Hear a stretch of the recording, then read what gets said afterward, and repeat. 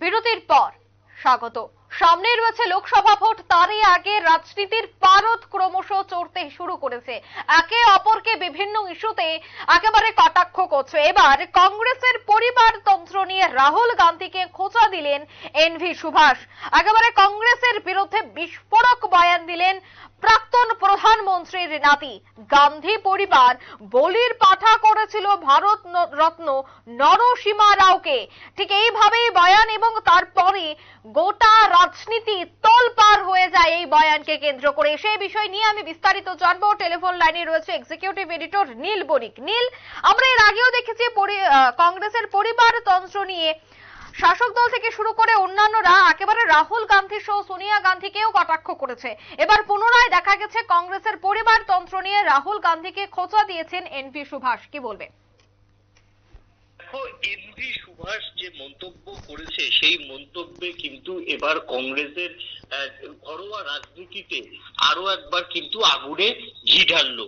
গতকালই আমরা দেখেছিলাম যে প্রয়াত প্রণব মুখার্জির একমাত্র কন্যা শর্মিষ্ঠা মুখার্জি, তিনি কিন্তু গান্ধী পরিবারকে নিয়ে চাঁচাছোলা ভাষায় আক্রমণ করেন এবং রাহুল গান্ধী গান্ধী পরিবারেরই একজন এবং গান্ধী পরিবার ছাড়া কংগ্রেস কিছু ভাবছে না, এই কথা বিগত দুদিন ধরে প্রত্যেক দিনই বলে কিন্তু রাজনীতির যে পারদ, সেই পারদ কিন্তু অনেকটাই বাড়িয়ে দিয়েছেন শর্মিষ্ঠা মুখার্জি। আজকে দেখা গেল পিভি নরসিমা রাওয়ের যে নাতি এনভি সুভাষ, তিনিও রাহুল গান্ধীকে খোঁচা দিয়েছেন এবং গান্ধী পরিবারের সদস্য হওয়াতেই তিনি কংগ্রেসের সর্বোচ্চ পদ এবং কংগ্রেসের সর্বোচ্চ সমস্ত সম্মান তিনি পান।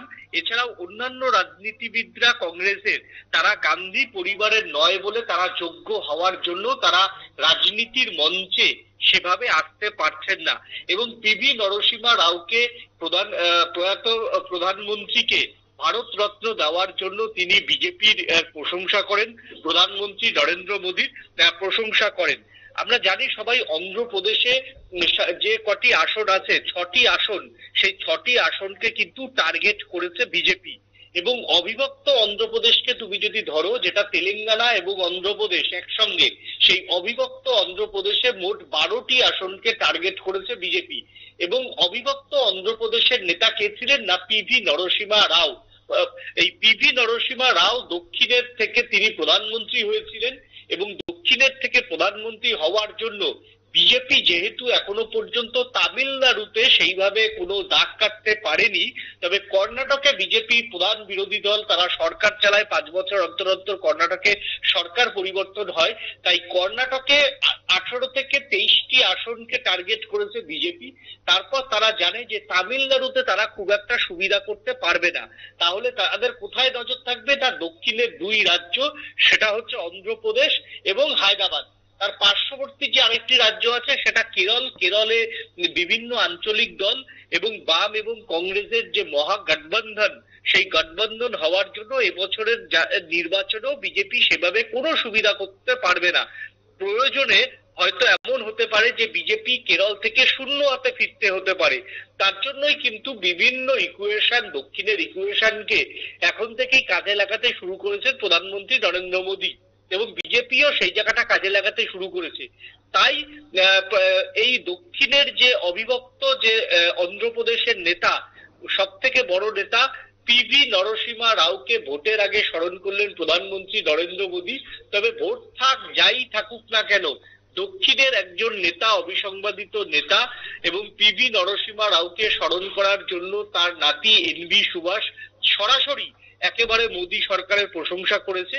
শুধু মোদী সরকারের প্রশংসা নয়, তিনি ধন্যবাদ জানিয়েছেন এবং তিনি ধন্যবাদ জানানোর পাশাপাশি তিনি কিন্তু রাহুল গান্ধী এবং গান্ধী পরিবারকে চাঁচাছোলা ভাষায় আক্রমণ করেছেন।